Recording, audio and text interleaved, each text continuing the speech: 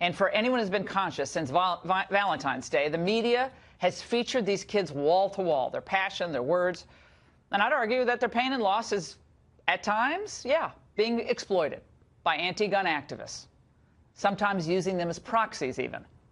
Why should their political or policy views, I mean, we're talking sometimes 14, 15, 16-year-old kids, be given special consideration? Well, when they're not insulting congressmen or senators, they're advising them on gun policy. Perhaps the Wall Street Journal's Bill McGurn, he raised, I think, the best question maybe about kids supposedly turned policy experts. He wrote the following: quick show of hands for those with children.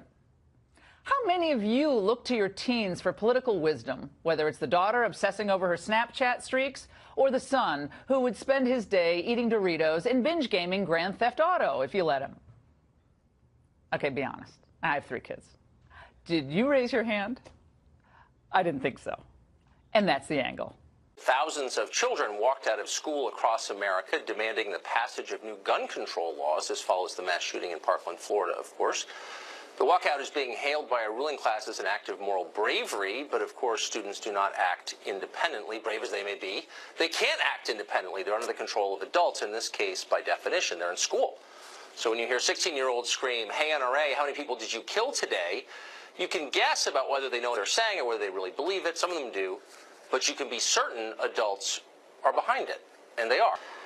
Now, whether you like the kids or like what they're saying, and you may, but you should be opposed to this, because kids should not be used to advance political agendas, anyone's. Why? Because they're children. They're not old enough to have the perspective that adults do. That's why we don't let them vote or drink, or if today's protesters have their way, buy guns. And so it's wrong to exploit them, which, by the way, is exactly what is being done to them today, what the left is doing and has always done, from Mao's Red Guards to right now. They don't encourage kids to walk out of school during the middle of the day. I mean, you know what kept occurring to me today? What happened? God forbid one of these kids walking out of school was hit by a car or something like that. I don't send my kids to school to engage in a political protest. Come on. No, and you ought to pull your kids out immediately if they are exploited in the way these kids are being, in my opinion. You ought to pull them out anyway. It's a joke. Dan, thank you.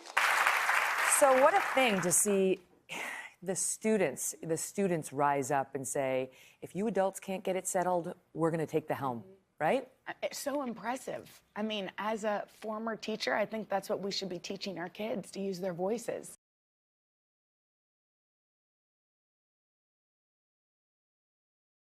And so there is a political agenda on the part of the media. And this is the part that really is galling. It's the part that kind of makes you sick to your stomach a little bit, is the lie that this is apolitical. I'm fine with you politicking. You want to politic? Go ahead. You want to be pro-gun control? Fine with me. But don't pretend that it's news coverage. Again, when teachers are telling students to walk out, this is teachers using students to push their political agenda. End of story. It's the students raising their voices saying, we need your help. That's what they're saying.